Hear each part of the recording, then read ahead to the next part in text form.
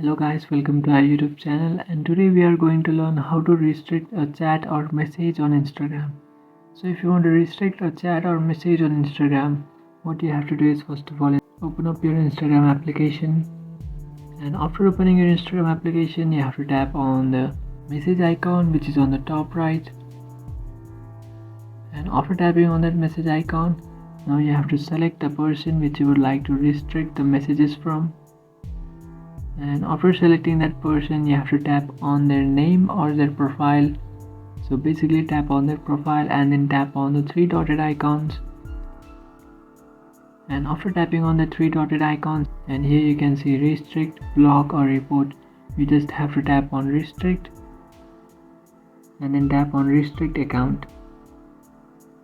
And after doing that, basically you have restricted their account and you will not receive any messages, or if you will block or delete these messages they will not know. So this is how you can restrict a chat or message on Instagram. If you have any doubts, feel free to comment below. Thanks for watching.